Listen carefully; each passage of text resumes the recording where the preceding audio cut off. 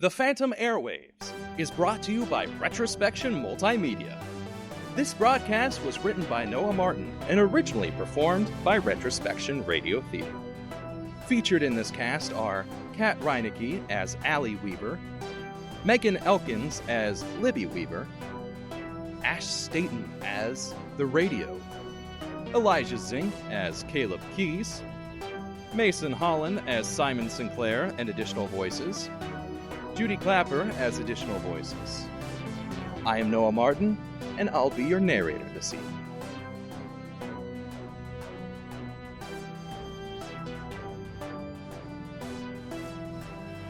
(1938), just south across the river from Westerland, shortly after the incident at the Four Lodges Resort.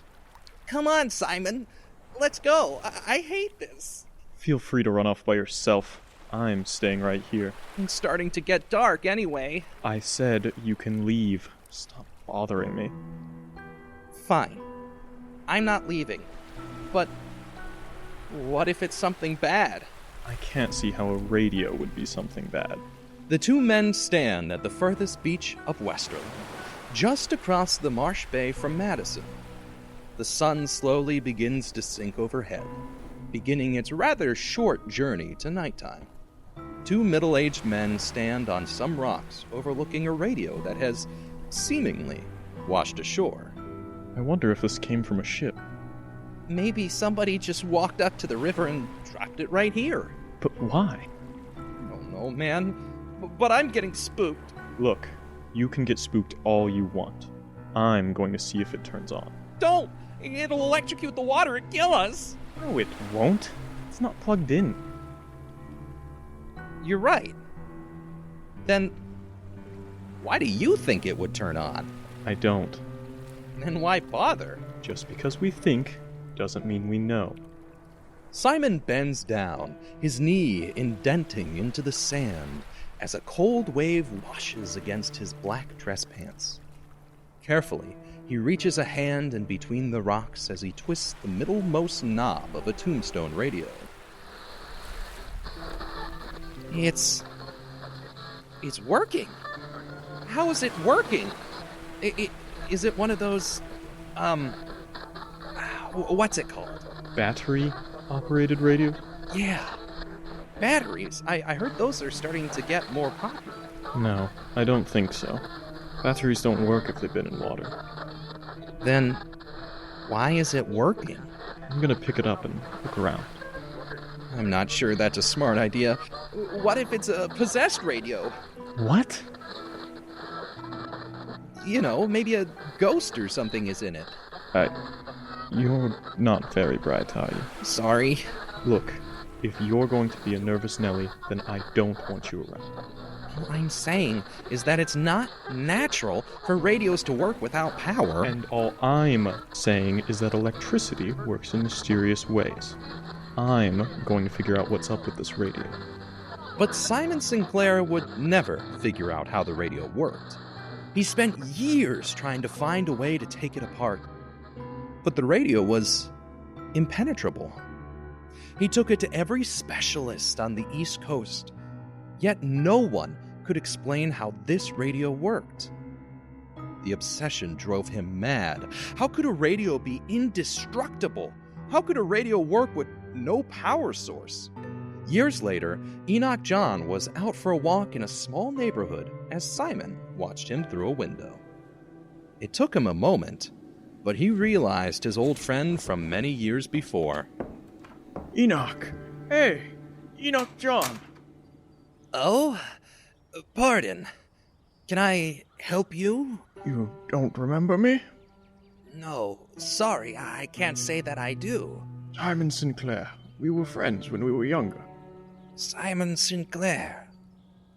Yeah, I remember you now. We worked together when we were, 40, 45, back in the 30s? Yes, we worked at the library together, remember? Oh, I do. That was quite a while ago. You lost your job at the library, right? Stopped coming in or something? I did. Did you go on to retire from there? I did. Do you remember the day we were walking along the river? Oh, Which one? If memory serves, we did that a couple times. The day I found the radio. Radio? You don't remember the radio? Simon, it's been at least 30 years since we worked together. I've lived a lot of life. My memory isn't great. It was a radio that worked without power. No batteries, no electricity, nothing. But it worked. And it was at the riverside in between some rocks. You remember the radio, right? I'm sorry, Simon, but I don't think I do. How do you not remember the radio? I don't know, I just don't. I'm 73, Simon. My memory is starting to go. Fine. Then come inside and see the radio. Let me show it to you and remind you. I'm sorry, Simon, but I don't think I want to do that. I've got to get home to my wife. Come inside and see the radio. Maybe you'll figure out how it works. It was a pleasure seeing you, Simon. We should have brunch sometime soon. You already know how it works, don't you? No. I just don't think it's a good idea to go into your house. You've known all along. That's why you never wanted to touch it. That's why you were so afraid of it. Because you've always known. Simon! Come inside my house. Look at the radio. Tell me how it works. Tell me. I'm sorry, Simon, but I can't. I don't know how it works. I've got to go. My wife's got meatloaf tonight. Show me how it works, you selfish slug. You need help. Show me how the radio works. Goodbye, Simon. You bastard! As Enoch walks away, Simon's frail, elderly frame chases after him. He leaps from the sidewalk and grasps onto Enoch's back.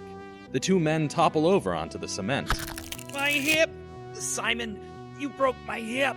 Tell me about the radio. Simon pulls on the few white strands that dangle from Enoch's head. Tell me. Enoch's face slams into the concrete. You have to tell me. Stop! But Simon does not stop. He keeps slamming Enoch's face into the cement until the dull gray is completely red. As the rage subsides, Simon falls from Enoch's back into the grass. Tell me. He looks at the sight before him. Splotches of brain matter litter the red-stained grass, intermixing with the yellowed underlayer of Enoch's face. His eyes had turned to a thin goo from the repeated smashing. Shards of bone litter the ground no larger than a rat's. Tell me.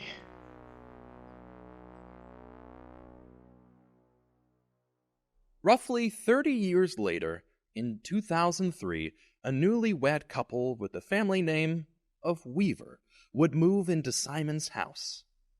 It was a cheap house, built roughly 80 years prior in the 1920s, though it came fully furnished with classic furniture, which was quite helpful for the couple, as they had barely enough money to afford the place as is.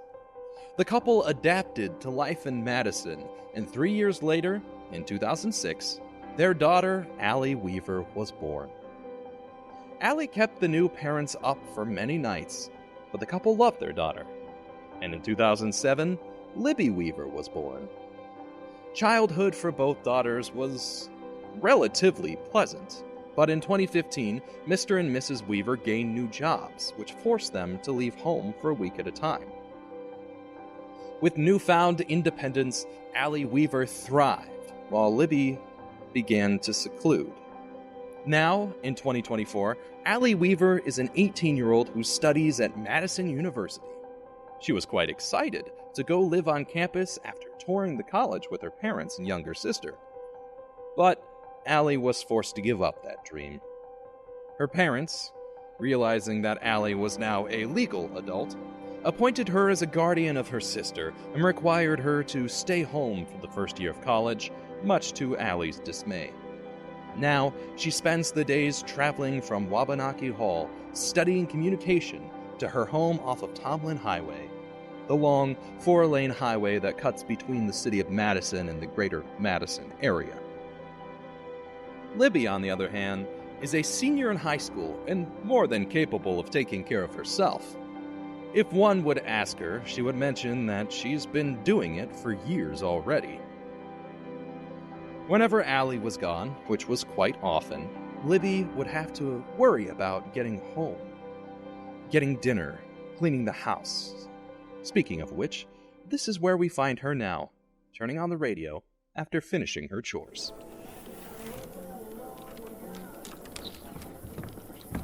Oh, hey, you're home. I didn't know you'd be done with classes so early. Where'd you park your car? I actually left it over at Wabanaki Hall. Caleb dropped me off. He's got a math class over in Blue Heron. That's a bit of a walk just to get to your car tomorrow. Hell, that's a bit of a drive just to drop you off. Oh, that reminds me. Caleb is going to drop me off at Wabanaki tonight. We are going to see It's Time to Die over at the theater next to Yarborough Park. Oh, that local theater, Anderson Theater? That's the one. Okay, cool. I'll be here. Well, what I was saying was, do you want to come see it with us? I don't want to ruin your date. I may be the one inviting you, but it actually wasn't my idea. Caleb suggested it. Really? Why? He said you were talking with his younger brother the other day. His brother told him you seemed really sad nowadays, and I guess Caleb is just trying to give you something to look forward to. Oh, I guess that's sweet. I don't know if that's creepy or sweet. His intentions are good, you know? He's not trying to be creepy or weird. He's just a good person. Didn't he literally crack a brick in the green room wall last year? It's okay to get angry. They had a shit theater director. I'm just glad I'm doing soccer. Besides, everyone gets angry. He's never hurt me. Doesn't mean he won't ever. I really don't want to think about that. Are you coming or not? Yeah, I'll come. What time? It's about 2.5 hours from now. He's coming home with some Ameriburger here soon. I told him to grab you a cheeseburger. I probably shouldn't have that. I'm trying to lose weight right now, you know? Oh. Well, you can have my chicken tendies then. That won't help me either. You're not fat, Libby. Compared to you, I am. We've got different dominant genetics, you know? Dad's a bit skinnier and I take after him. Fine. What's wrong? I really don't want to talk about it. I'm your sister. Let's talk about it. Vicky said to the other girls that I'll probably spend most of the season benched. What? Why? Because of my weight. I don't have a lot of stamina, at least not compared to them. Right, but that's why you go through conditioning and play a sport. You lose weight doing that. I'm just not losing it fast enough. Hey, isn't it 4 p.m.? Yeah? Don't you normally listen to that radio around this time? You've got that soap opera or something? You're right. Table this discussion for now, okay? We'll talk about this later. I'd keep going, but it's the finale, you know? I got you. It's okay. Allie hops into the family room and begins tuning the radio.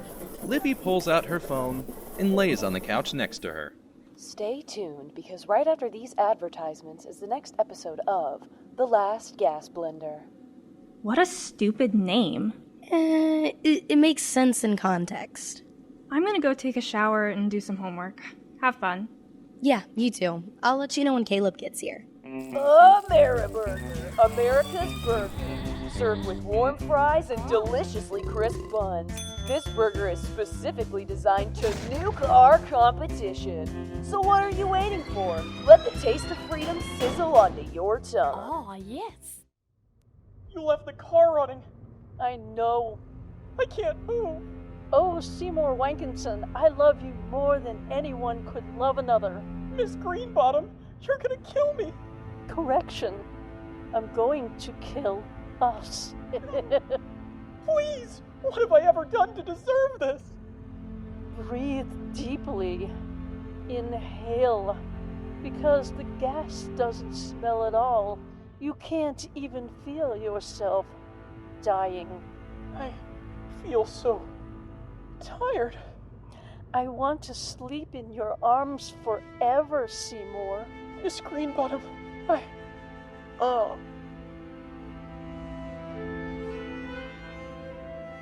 No! He died? After all that? What about Susie Salome? That's the end of The Last Gas Blender, folks. The series finale. I hope from one avid fan of radio dramas to another that you found the ending just as heart-wrenching as I did. Oh, I did. Good. What? Unfortunately, with that series finale done, we'll be playing some of the older episodes until we get a few more submissions from our contest. Or if we get the rights to another show. If you have a script for a homemade audio drama, send it here. We might even produce it on the air, live with voice actors. Hey, is your boy toy? Why do you have that look on your face? I swear the radio just responded to me. Aren't you a little young to have dementia? It asked if I liked the series finale. I said yes, and it said good. It's probably just a DJ giving time for the audience to respond in real life. I'm sure they were just saying, did you like it?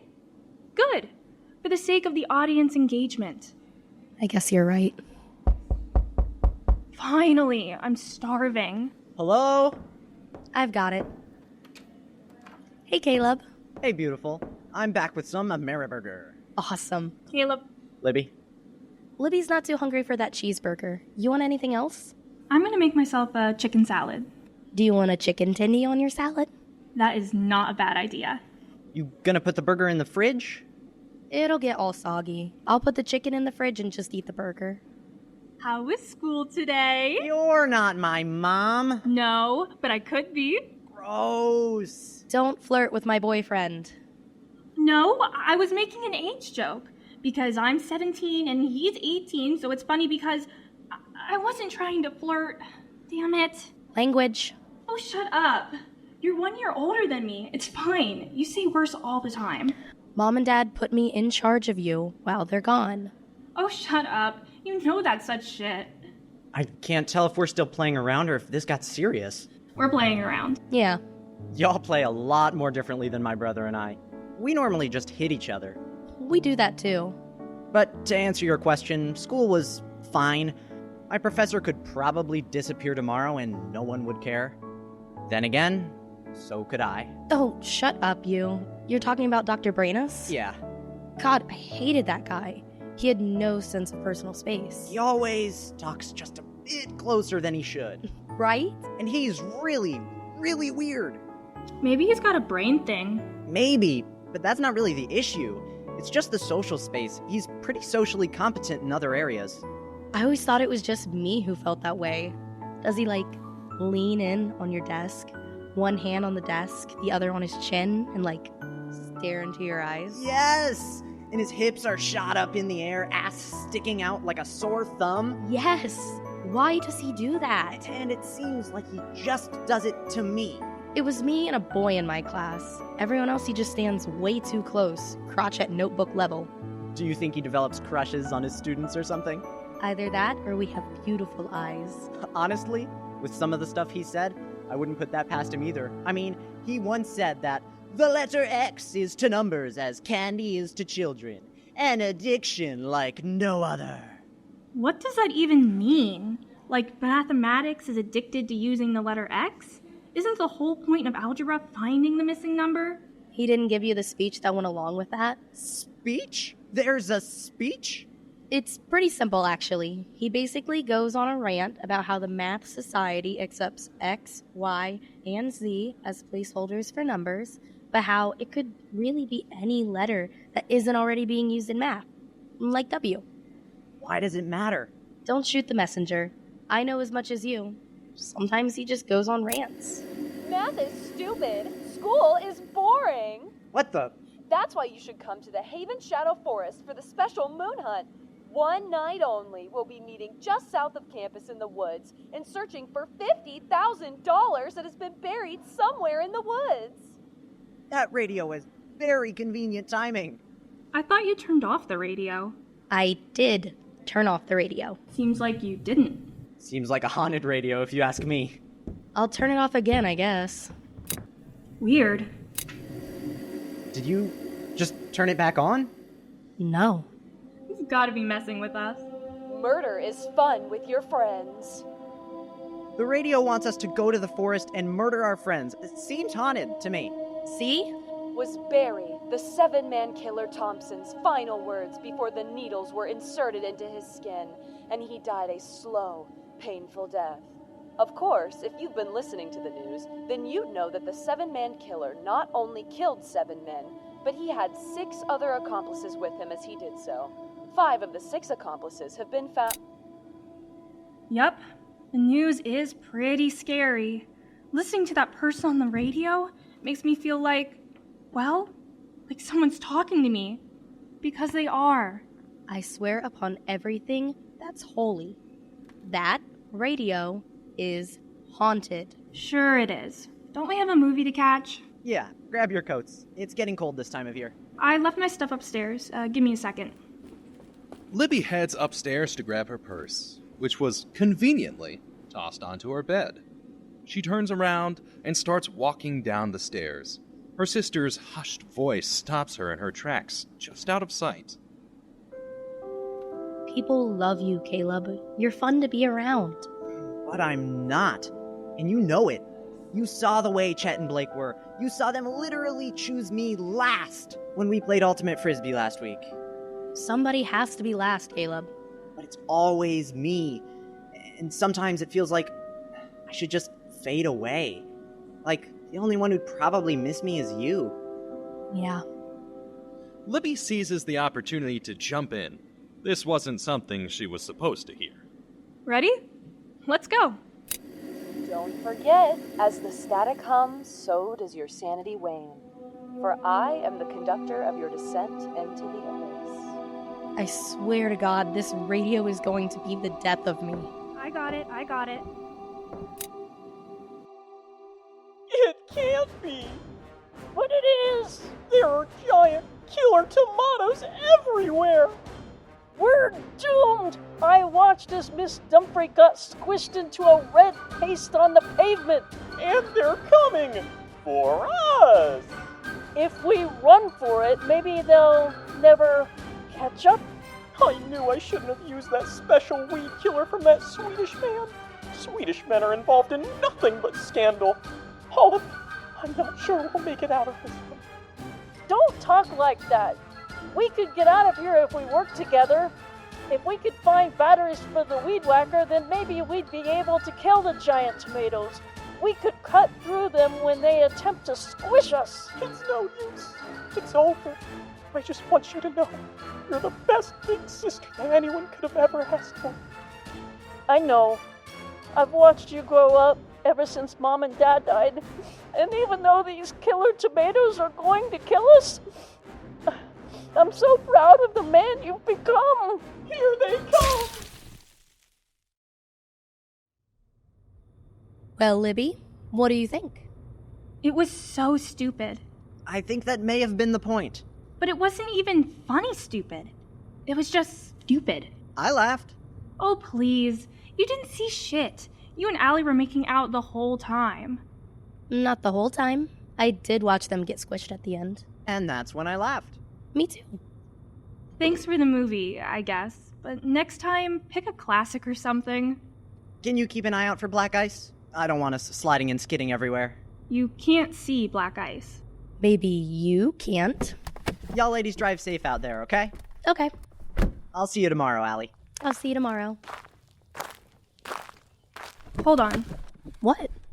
Before we go anywhere, can we just sit and talk for a few moments?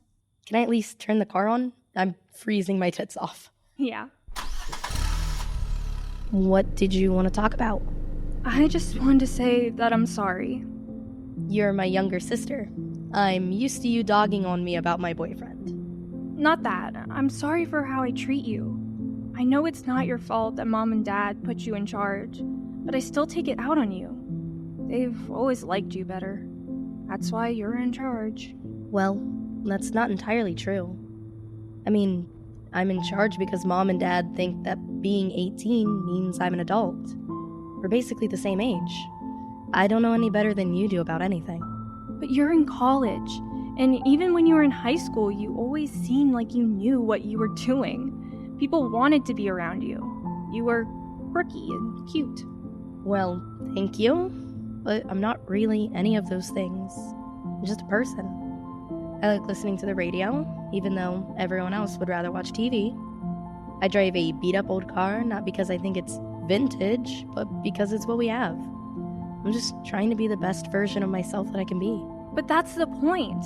You're barely a year older than me, but you're so sure of yourself. You're so mature.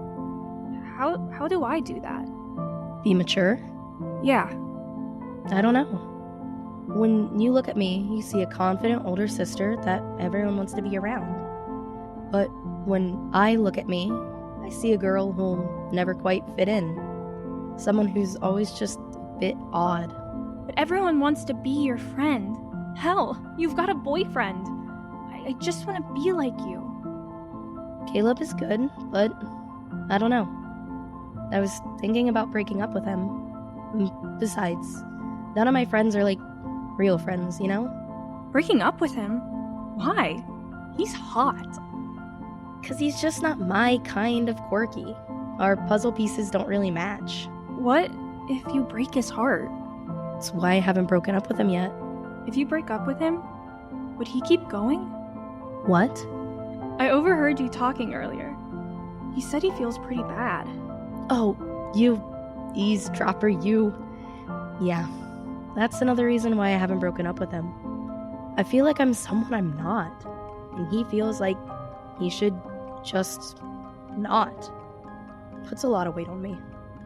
We don't talk like this enough. No, we don't. I think I'm ready to go home. I think I am too.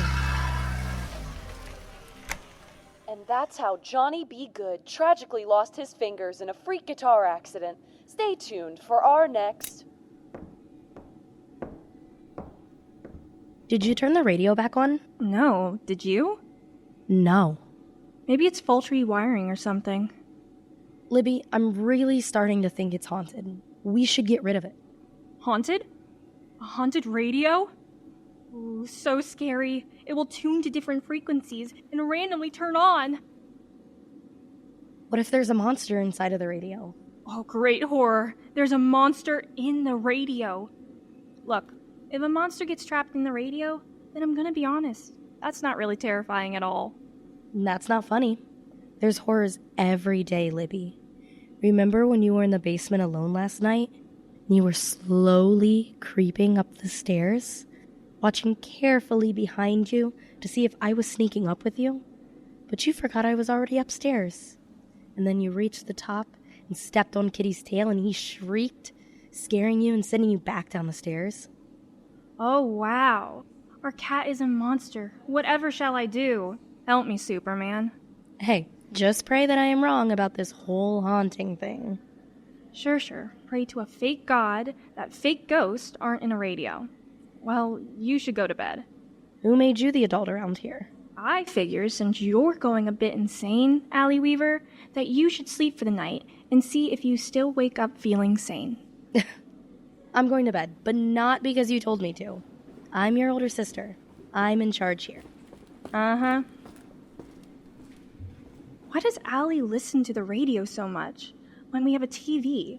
It's not like it's the 1950s anymore. Betcha there's nothing good that plays on here anyway. Retrospection Radio Theatre presents. Come in and join us for a tale. Welcome. I'm the narrator, and tomorrow your fate is woven, Weaver. What? I swear I heard that wrong. The Combsbury Plague. Oh, Ollie was listening to this one the other day. Something about Achilles Haywood, Monster Hunter.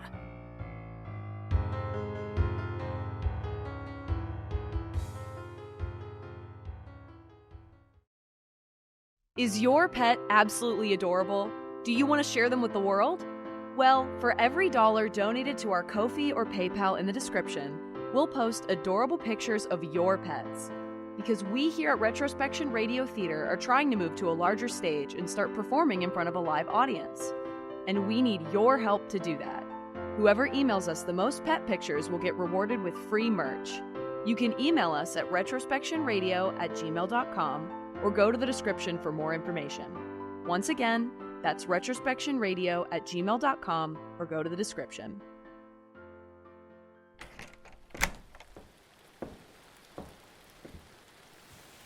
It's a bit rainy out there today. Yeah. What you've been up to? Nothing. It's not like I can go outside. Just been reading, watching some TV. listening to the radio a bit. I swear, it's so stupid that college gets Fridays off, but high school doesn't. I just scheduled my classes that way. That's it. It's not like the workload is any easier than high school. Yeah, but it would be nice to have Fridays off every now and then. If it makes you feel any better, you get tomorrow off. I marched down to the Board of Education today, and I demanded that you don't have to attend schools on Saturdays. Thanks. I appreciate all of your hard work and dedication to me. And let me tell you, those board stuck-ups were pretty keen on making Saturday for the boys, but I convinced them that all people should be able to have the day off to spend with their families. Or getting wasted, whichever comes first. Wow, what a hero. Your hero is also making you dinner tonight. What do you want?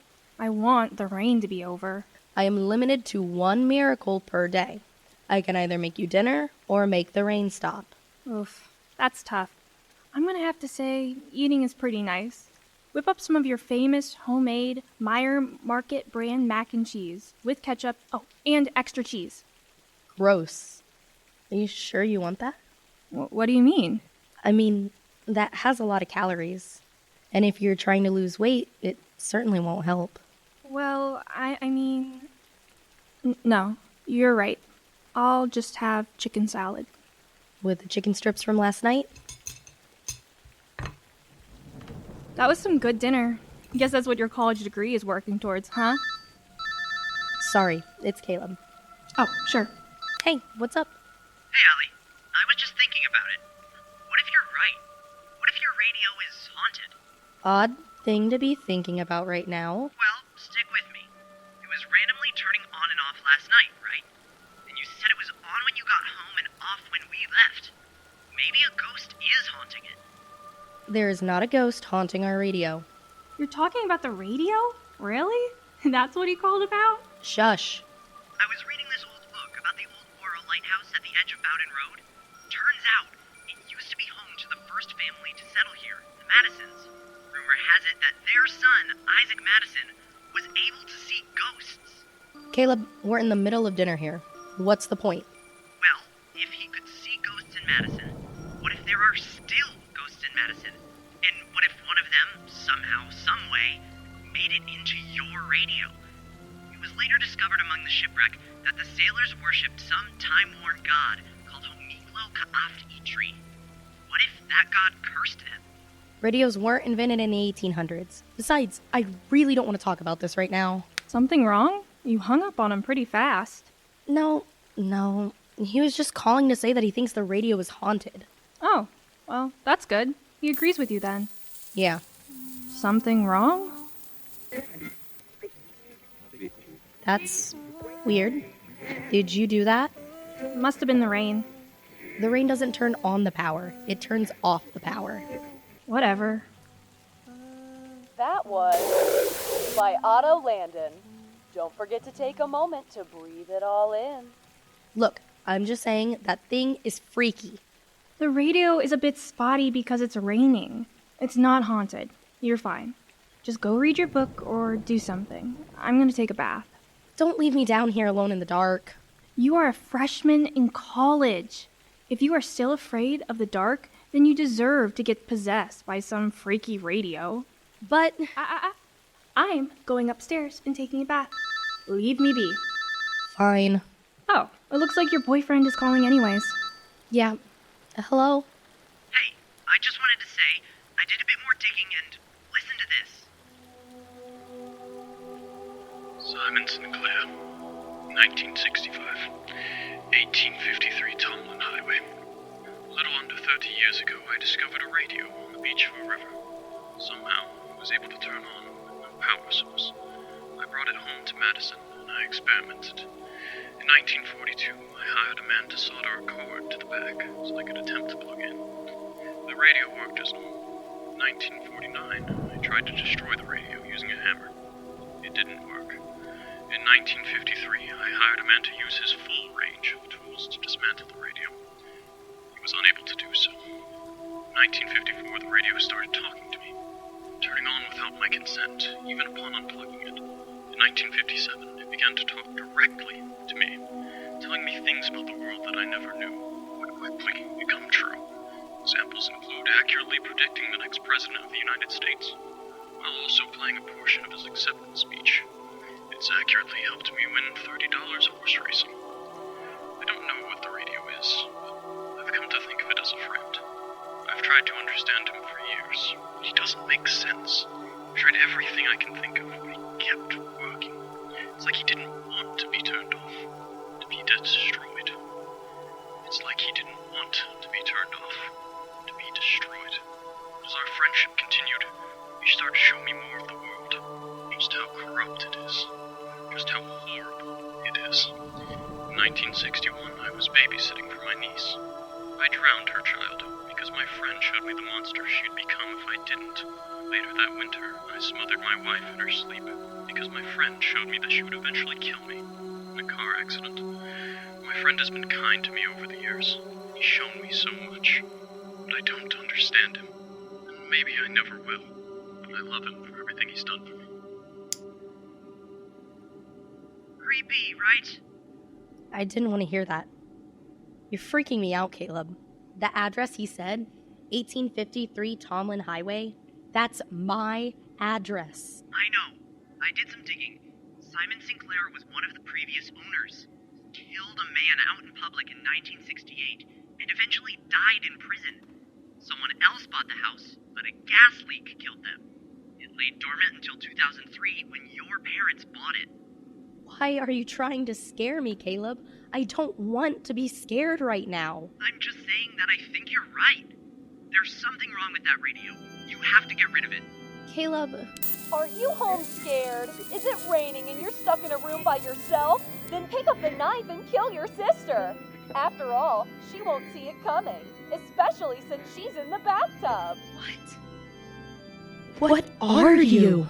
Order now, and we'll throw in a toaster to give her an extra spark to her personality that she really needs. Hell, you might even get lucky and walk in on her staring at her body and crying. Stop it. Stop it now. Allie, what's happening? The radio is talking to me. It's talking to me. Just stay on the phone. I'm coming over right now. And if you decide not to, then she'll do it to you through public ridicule. Either way, it's a deal. So be sure to grab your kitchen knife now and slash, slash, slash that body of hers. Cut her down to size. Shut up! I'll fucking break you! Fueled by raw terror, Allie leaps forward, crossing the distance between her and an end table, which was home to a rather ugly beige lamp. Kill all your friends! Smash me! Smash me! Smash me! Swiftly, Allie grabs the lamp and hurls herself with primal fury toward the radio. The soft hum of the radio is abruptly replaced by the shattering impact of glass and metal meeting wood. The room is momentarily bathed in a shower of sparks and debris. Homiclo ka aft itri set omnus vre olf de eth glibnu. Her chest heaves with exertion, and there's a fierce glint in her eyes as she takes a momentary pause from smashing the radio. Allie? What was that? I told you! The radio! Yet before she could finish speaking, she was cut off. A harrowing green mist begins to twist and coil from the debris of the radio. It spawns from somewhere deep within the circuits and weaves its way through every crack. What is this? The mist, heavy with an ancient evil, seeps forth over the edge of the table that once housed the radio like a waterfall into a lake. The haunted fog spills out and begins to fill the room's floor. I've gotta get out of here. Yet as the mist touches her feet, Allie feels her body die. The energy and determination to sprint from the room drains away from her, overflowing from the brim of her mind and out to mix with the green mist. And that's when she realizes, not only was she feeling this way, but she could see it too. Sluggishly, she looks down and sees a blue mist pouring from somewhere on her face. Is that me? She asks sheepishly, Her consciousness begins to fade.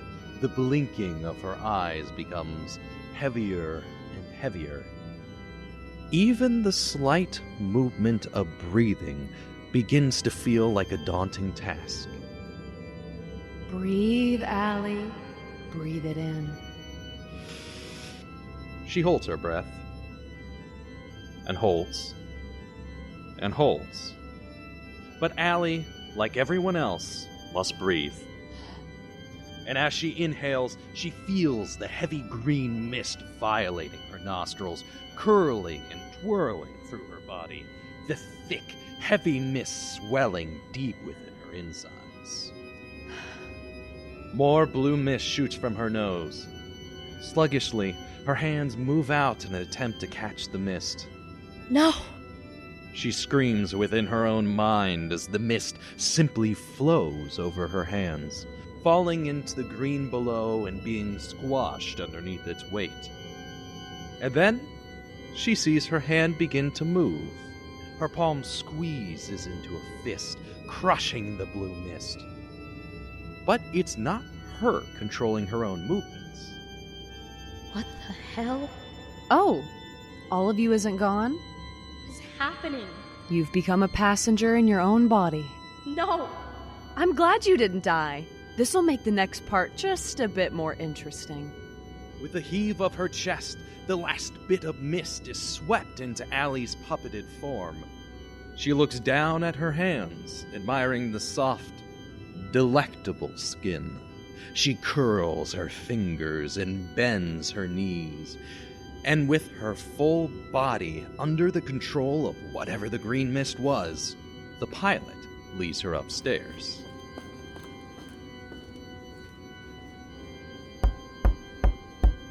Hello?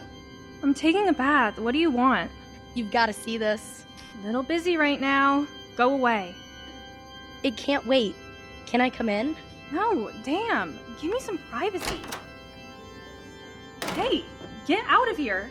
Sweet, sweet Libby. Go! Get away! Panicked, Libby looks around for anything. Spotting a bar of soap, she grasps it and coils up in the tub. What's wrong with you? Allie steps towards her sister. Back off. What are you going to do to her?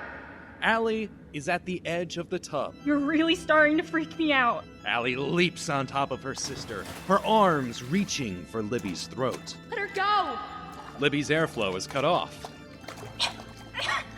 Allie thrusts her slippery sister's head underneath the water. Frantically, Libby flails about, slamming her arms and legs into the porcelain bowl. Pain shoots through her body as she begins to bruise. Allie's hands once again travel upward to Libby's throat. Breathe deeply, little piggy. You're so afraid of overeating, of gaining weight, but water's good for you. It'll help clear your system. Stop it! Allie's hands release from her sister's windpipe and crawl their way to the top of her head. With the full weight of a grown woman, she thrusts downward. Libby's flailing stops almost instantly as her spinal cord is fractured. A bubble floating to the top of the bath confirms she is not yet dead, however. Allie steps back, watching as the paralyzed body before her attempts to breathe. What have you done? You've killed her! Libby's lungs begin to starve. Her body aches, calling out for oxygen to save her. But the simple act of lifting her own head upward and out of the water is too much for her. She cannot move. Instinctively, her body begins to inhale. Good. Your weight problems aren't going to matter here soon enough, little piggy. Why did she kill me? The bubbles stop. You killed her. I did. Why? Do I need a reason? Why did you take over my body and kill my sister in front of me? I'm afraid you're going to be sorely disappointed. I loved her.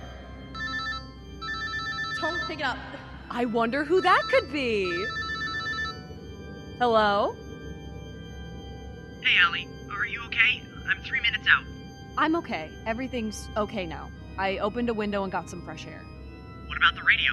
I took it with me. It should be at the bottom of the penobscot by now. Is Libby safe? She's gone. Oh my god, it's so good to see you. Caleb! You're wet. Why are you all wet? Don't you like me when I'm wet? Was that an innuendo? God, Caleb, do I have to say it myself? What's gotten into you? You're so dense. That's why no one likes you. I'm sorry. And that's another problem. You're always so flat. Everyone walks all over you. You're a geeky history buff without an ounce of personality. Allie, please, you're hurting my feelings. Shit, I don't care. I was gonna break up with you anyways, but I might as well just do it now. Caleb, we're through. And if that means you disappear off the face of the earth, then I'm completely okay with that. You're so goddamn boring. Yes, I know. You're so insecure. Allie, where's your sister? My sister's upstairs. I thought you said she was gone. She is. You know, she's on weed, passed out upstairs. Oh, is she okay? Do we need to get her any water? Oh, she's had plenty. Well, does she need anything to eat? Caleb, before we break up forever, I'd like to do one last thing. Are you having trouble processing? I said break up. Dunzo. We're through. Just do me one last favor. I know, okay? No need to be a dick about it. What do you want? Car sex. Car sex? Like, just going in the car and having sex? Just like that. That doesn't seem very comfortable. Are you kink-shaming me? No! What? No, not at all. Well, then we should go to the car. Well, no, you just broke up with me. You came to check up on me, and this is what the doctor ordered. What did you think would happen? I thought we'd talk about the radio, about Simon Sinclair, about the trauma you must have experienced. Get in the car. I don't think this is okay. Don't you want one more last passionate night to remember me by? Oh, baby, I want you to kiss me. So wrong. You're using my body. Allie, your chapstick is... Shut up and kiss me. Your hands are so cold. Put them here. Hey, what was that? Nothing. Was that the garage door closing? Who knows? Now put your hands here. Allie, stop. What if someone just came in here? Or your sister? Why are you thinking about my sister right now? I'm not. I'm uncomfortable. I don't want to do this. Are you going somewhere? No, I was just getting a bit cold. Allie, you can't leave a car running with the garage door down. Why not? Because of carbon monoxide poisoning. Turn off the car. No. Are you trying to kill us? Yes. What the hell? Hey, you locked the doors. What the hell's gotten into you, Allie? It'll be okay. Just kiss me one last time before you fall into obscurity. Help! Someone's trying to kill me! Touch me with your frail little fingers. Help! Libby! Realizing he was bleeding to his killer and no one else, Caleb elbows the window. Ah! What's the matter, big boy? Glass too hard? If only you were, too. He begins to climb out of the window, cutting himself on shards as he collapses through the hole and into the garage. Quickly, he sprints to the mounted garage door opener and presses the button. Where are you going? Caleb runs through the door and into the house. Weapon, weapon, weapon. Libby! Caleb makes his way into the kitchen, searching through drawers until he comes across a steak knife. This'll have to do. He quickly hurries upstairs, searching from room to room. Libby? Libby! Are you up here? And then he opens the bathroom door. Oh my god. Before him is the white corpse of the girl, floating with paled, empty eyes staring into the nothingness that is death. The once clean water tainted with the bruised body of an innocent. Libby. Oh, I see you found her. You! Stay away from me! What do you think I'm gonna do? Kill you? Yes! Well, yes, I am. And everyone will know Libby died. But you? I can dump you in the Penobscot and no one would be any wiser. You're not Allie anymore. You're not Allie anymore, are you? Allie's lost. That radio was haunted. Ding, ding, ding! Another reason why everyone hates you! It would have taken anyone else on the planet just a few minutes to realize it. But you, it took almost double the time of anyone else. Are you hopeful or just naive? Why, Ghost? Why? Well, Caleb, it's frankly because I don't like you. I think you're ugly, your laughs annoy me, the way you kiss me with your limp lips enrages me. The way you joke about teachers, I hate, makes me hate you instead. The filthy shit brown of your eyes makes me vomit. Your lanky, weak appearance makes me wish you'd been culled at birth. What have I done to deserve this? What did Libby do? The fact of the matter is that I'm, for once in my life, in my right mind. I'm no longer the ha-ha quirky girl next door that likes all the same boy stuff that you do, tee-hee. No, I'm a force to be reckoned with. You're the rock, and I'm the immovable object. Don't take another step closer.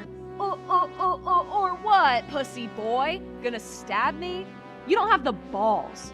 Because even though I killed my sister, and even though you know it, you can't hurt me. Because you love me. I swear, don't come any closer. You hear that? What? Exactly. I don't hear her voice anymore. What? I guess that means she's finally dead. You're possessed by a demon or something. This can't just be a ghost. Oh, honey. I am a god. You stabbed me. You did it again. I'm sorry, Allie. I didn't want to kill you. Allie, why did you make me do this? God damn it! Allie! Caleb cradles her, hugging her head to his chest and rocking back and forth. Allie. And as tears are shed, he closes his eyes and pictures her smiling at him. The distraction is almost convincing, especially since he refuses to open his eyes and face the reality in front of him. If he had opened his eyes, he would have seen the green, wispy smoke curling out of Allie's nose and seeping into his own body with every sorrowful inhalation.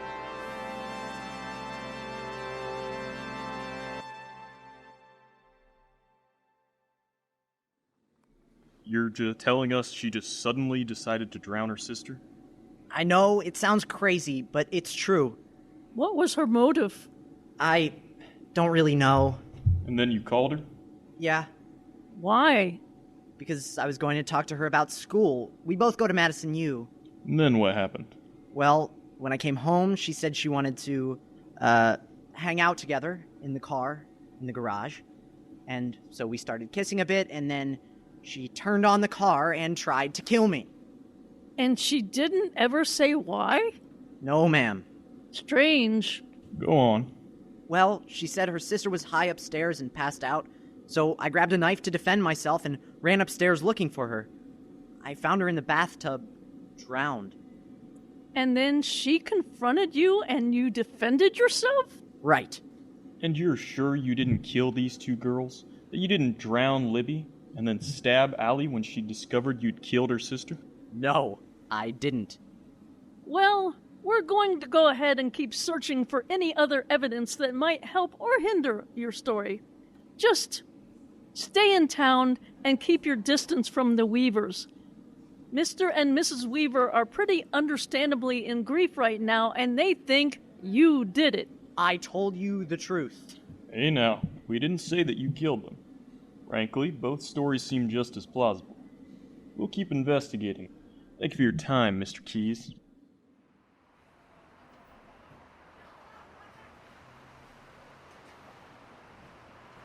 Hey, Caleb! Caleb, bro. Hey, Chet, Susan. Bro, it is so good to see you. Good to see you too, man. Dr. Brainus didn't see that joke coming, man. That was the funniest shit I've heard all day. Yeah, man. Is the letter U used in mathematics, Dr. Brainus? Why, yes it is, Caleb. Then they should get rid of you! Glad you two liked it. I was just thinking over something witty. And witty it was, bro. Witty it was. God, I just wish he would leave mathematics alone. He's terrible at his job. Oh, I meant to ask you two. I'm holding a party out in Owendela Forest tonight. A party? Out there? That's across town. Yeah, but it's right on the beach of the Penobscot. Remember that old cave that collapsed with the Madison Mamer inside? Yeah? We're going out there. I'd love it if you two stopped by. And thus the fates of the Weaver girls have been woven.